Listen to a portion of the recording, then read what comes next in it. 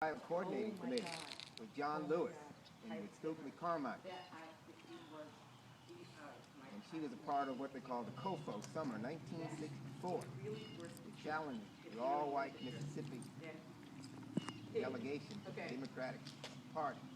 She was a member of the MFDP, the Mississippi Freedom Democratic Party. And that was in 1964. I came to the state in 1969. And I soon met Ms. Hamer and had the privilege to represent her. And of course, her signature line, as the marker says, is she would say, quote, "I'm sick and tired of being sick and tired." When civil rights workers were killed, when black people were denied their fundamental rights, when the Democratic Party refused to seat the biracial delegation that year, although they came along after that and did establish the Mississippi Freedom Democratic Party.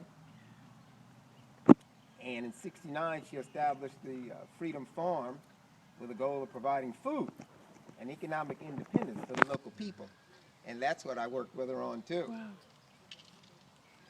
But I'll tell you my famous story about Ms. Fannie Lou Hamer.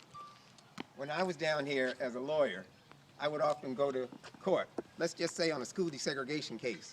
And in the old days, we'd go to a big community meeting, and we'd pass around a yellow pad, and everybody would sign up who wanted to be a plaintiff. And they would give their name and address. And we would ask at the end of the meeting, do you want to file suit? And they say yes. And does your signature on the yellow pad mean you want to file suit? And they say yes. So we'd go and draft a complaint, and we'd file suit, and we would bring our clients to court to stand up in the case. But oftentimes, like Ms. Hamer, where it said she worked for 18 years as a bookkeeper on the plantation, and the minute she went to register to vote, they fired her. And her husband had been a tractor driver, and he was fired too. So the whites used economic intimidation against black people to discourage them from fighting for their rights. They used physical violence too to, in many cases, beat them, in some cases kill them, and they used political kind of violence by denying them the right to vote.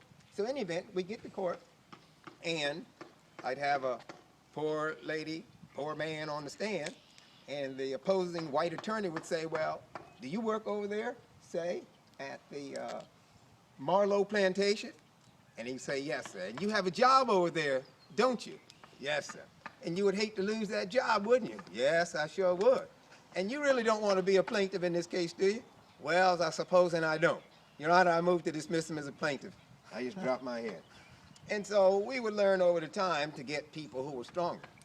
But soon Ms. Hamer would call me, and she would say, Laurie Britton, that's what she called me. Laurie Britton, come on down here. I want you to represent somebody. So I get down there, and we'd line up. I say, now, Ms. Hamer, these people are going against the man. They're going to pull out everything they can to retaliate against them for economic reasons, maybe even some threat of physical violence. And are you sure they're going to stand up? And Ms. Hamer said, Lawyer Britton, you never had anything to worry about. So, you know, it goes something like this. I had a lady up there once, and the same routine went on, and you work out in that plantation, and you don't want to be a client, a plaintiff in this case, do you? Yes, sir. But you don't know what this case is about, do you? No, sir. I suppose I don't really know much about it. And so you don't want to know much about it. That means you don't really want to be a plaintiff. Well, sir, I don't know, sir. And it would go on like that. And Ms. Hamer would be sitting there by me, and I'm getting nervous, and she'd be nudging me, don't worry. And so it would be something like, well, you really don't know anything about this legal suit you just said, right? And you just said you're really not sure what this is all about, didn't you say? And let's just say it was a right to municipal services, a right to sidewalks, and a right to electricity poles, and a right to gutters. Or let's just say it was a right to her kids to go to school or a job, you name it. And so he would go along and recite everything she said she didn't know what, and then in her old imperfect English, he would say something like, okay, so you really don't want to be a part of this suit, do you? And because you don't know anything about it. Well, so I tell you, I don't know nothing about it, but I knows I'm not getting my rights. I knows I didn't get a curb on my sidewalk. I knows my child can't go to school. I knows this. And that would be it. And Ms. Hamer would just smile. And I'd say, you got it. And he couldn't move to dismiss her because she stood up for her rights. And that was due to Ms. Fannie Lou Hamer. That's great.